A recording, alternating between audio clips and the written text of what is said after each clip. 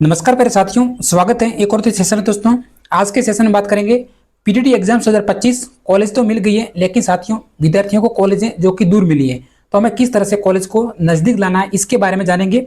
उसके बाद हम जानेंगे पीटीटी एग्जाम 2025 में हमें अपर मूवमेंट का ऑप्शन कब मिलेगा और अपर मूवमेंट हमें कब करना पड़ेगा, यह भी जानकारी प्राप्त करेंगे। उसके बाद आज के सेशन में जानेंगे 22,000 का जो चालान है कब से कब तक भरना है। कई विद्यार्थियों में यह भी दिक्कत होगी 22,000 का चालान भरने में। उसके बाद जानेंगे कॉलेज रिपोर्टिंग डॉक्यूमेंट्स के बारे में। अगर हमें कॉलेज मिल गई है तो कौन कौन से डॉक्यूमेंट है जिनकी हमें कॉलेज में जरूरत पड़ेगी।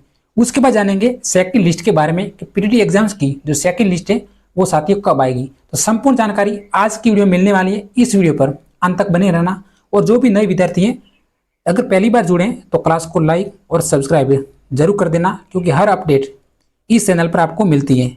तो सर्वप्रथम देखते हैं 22,000 के सालान के बारे में। अब पीटीटी 2 ईयर और 4 ईयर विद्यार्थियों के लिए हमें 22,000 का जो सालान है कब से कब तक भरना है, तो पहली हमारी जानकारी है। तो सभी विद्यार्थी ध्यान दें, जैसे ही हमें कॉलेज अलॉटमेंट हुआ उसके बाद है जो हमारा चालान है वो 25 तारीख से लेके 25 तारीख तक हमें कॉलेज मिल चुका है। तो 25 तारीख से लेके 29 तारीख तक हमें 22,000 का चालान पहले भरना पड़ेगा। उसके बाद कॉलेज में रिपोर्टिंग होगी। आपको कन्फ्यूजन नहीं होना है, पहले 22,000 का चालान होगा, उसके बाद 5 डॉक्यूमेंट है जो कि ऑनलाइन अपलोड होंगे। उसके बाद आपके पास कॉलेज से मैसेज आएगा कि हमारे कॉलेज में रिपोर्टिंग करिए, तब आपको कॉलेज में जाना है। तो 22,000 का जो सालान है 29 तारीख तक है। वैसे साथियों हर वर्ष कम से कम 5 से 10 दिन सालान की डेट है जो कि बढ़ती है। तो आपको कन्फ्यूजन नहीं होना है कि डेट बढ़ेगी नहीं बढ़ेगी। मैं पिछले सालों की तुलना करूं तो 10 दिन कम से कम बढ़ती है 22,000 के सालान की डेट। वैसे आपको टाइम पे सालान करवा लेना है, क्योंकि बाद में अपर मूवमेंट का ऑप्शन आएगा।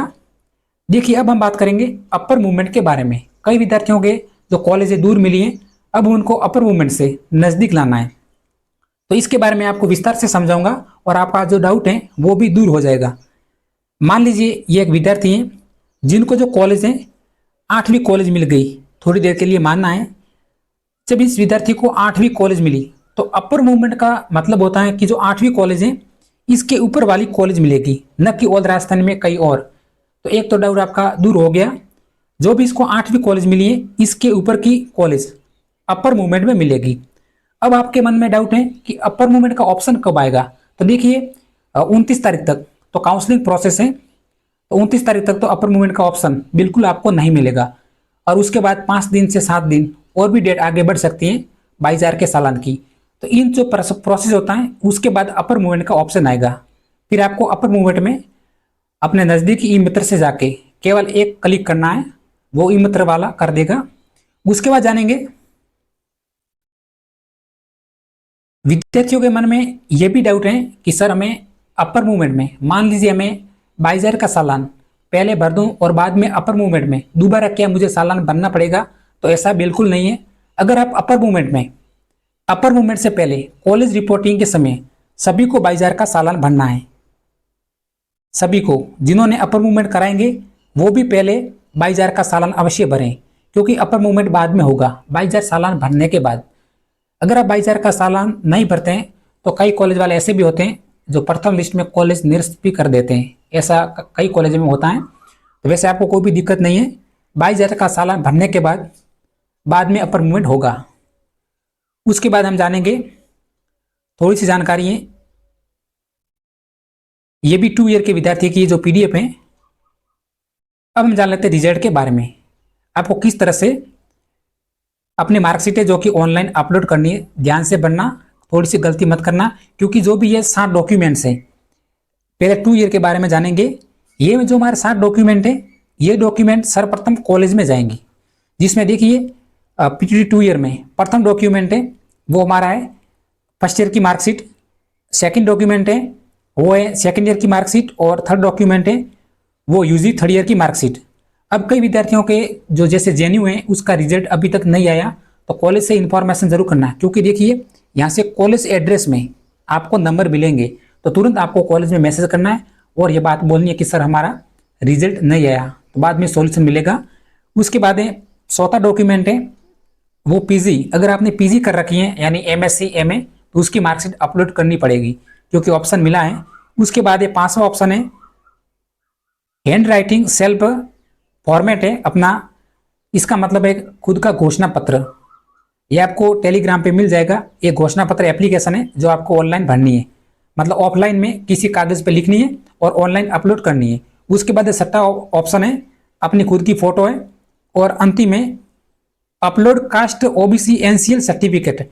केवल जाति प्रमाण पत्र है, वो भी ओबीसी एनसीएल के लिए, बाकी सभी कैटेगरी के लिए नहीं है। एससी एसटी और जनरल कैटेगरी और ईडब्ल्यूएस और एमबीसी उनको अपलोड नहीं करना है, सिर्फ करना है ओबीसी एनसीएल को जाति प्रमाण पत्र। मैंने पहले भी बोल रखा था कि नया नहीं बनाना है।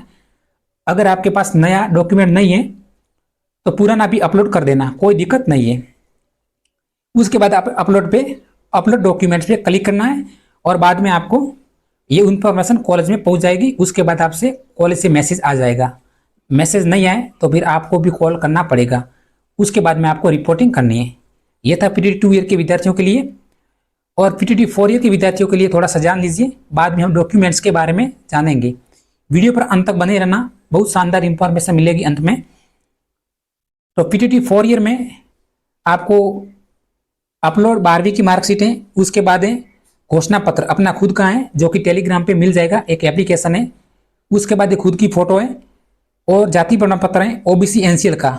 बाकी दूसरा कोई भी डॉक्यूमेंट नहीं है, मात्र 4 डॉक्यूमेंट है। अब ऊपर भी बताए गए हैं 4 ईयर के विद्यार्थियों के लिए मार्कशीट 12वीं की और खुद का घोषणा पत्र है, हैंड राइटिंग और अपलोड अपना खुद का फोटो है, और जाति प्रमाण पत्र ओबीसी एनसीएल के लिए यहाँ से आपको अपलोड करने हैं। खुद को नहीं करने हैं, ई मित्र से करवाना है, खुद भी कर सकते हैं फोन से। उसके बाद है कॉलेज रिपोर्टिंग डॉक्यूमेंट्स। सभी साथी ध्यान दें, कॉलेज रिपोर्टिंग डॉक्यूमेंट जरूरी है कॉलेज में, तो अभी से तैयार रखें, क्योंकि आपको पता है कि 29 तारीख तक हमें कॉलेज में रिपोर्टिंग का समय है। उसके बाद डेट बढ़ेगी नहीं बढ़ेगी वो बात की बात है। तो उसमें है पीटीटी कॉलेज अलॉटमेंट पीडीएफ।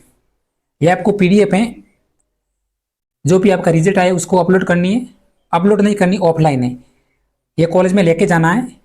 इसकी आपको 3 फोटो कॉपी करवानी है, एक अपने पास रहेगी, 2 कॉलेज में, सभी की। जैसे पीडीएफ पीटीटी रिजल्ट पीडीएफ है, इसकी 3 फोटो कॉपी, एक अपने पास रखना, 2 कॉलेज में जमा होगी, एक यूनिवर्सिटी में जाएगी, एक खुद की कॉलेज में रहेगी। टोटल 3 फोटो कॉपी करवानी है। उसके बाद 10वीं मार्कशीट, 12वीं मार्कशीट। उसके बाद 5वां ऑप्शन है यूजी की मार्कशीट है, first year, second year, third year. उसके बाद जाति प्रमाण पत्र, मूल निवास प्रमाण पत्र और बैंक डायरी। ये सभी ऑफलाइन जमा होंगे कॉलेज में, इसकी फोटो कॉपी करवानी है। और इनसे जमा नहीं होंगे फिर गैप प्रमाण पत्र।